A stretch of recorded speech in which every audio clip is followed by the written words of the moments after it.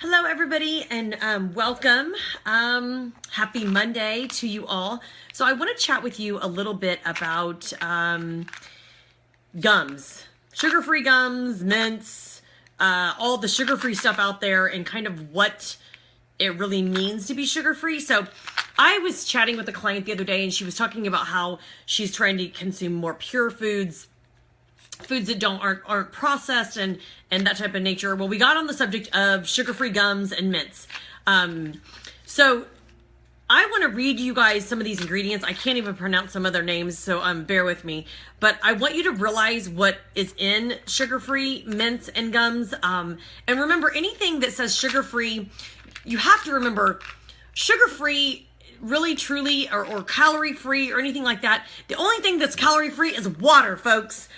Think about it. If it tastes like something, because water shouldn't taste, so if it tastes like something, it's not going to be calorie-free or sugar-free. There's no way it can be. So even those flavored waters out there that taste like something, unless you're squeezing like fresh squeezed limes or lemons in your water, even those provide a little bit of calories, but at least that's natural.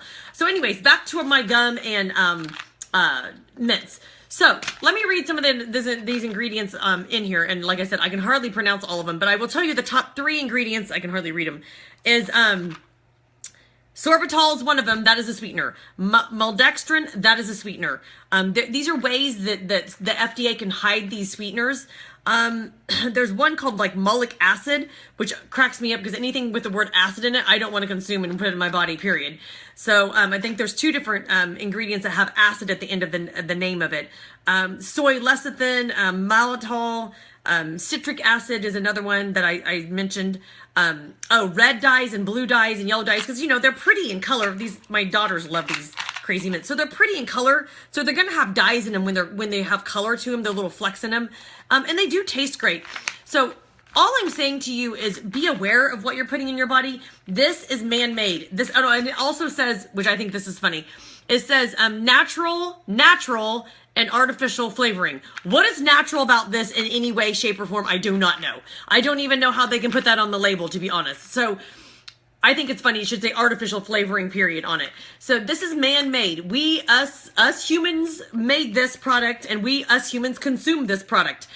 So all I'm saying to you is be mindful of how much of this you are consuming in a day. And then gum. And competitors out there, if you are, or even normal people out there, if you consume 10 pieces of gum a day, or even 5 to 10 pieces of gum, you're consuming too much. Because again, the ingredient list on this, much of the same. Sorbitol, first ingredient, that's a sweetener. Another sweetener of some sort that I can't even pronounce. There's a lot of different things in here. That's also aspartane's in here. Soy lecithin. There's a lot of different coloring, artificial coloring, artificial flavoring.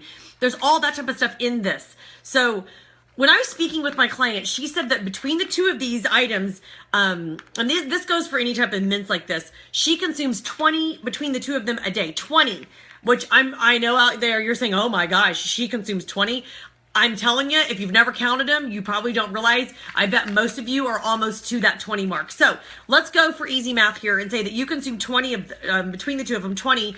And this gum, 1 stick of this little tiny piece of gum, see, so there's my gum. It's really small, 1 little stick. It has 2 grams of carbs in it. So let's say between the 2 of them, and I think this one has 1.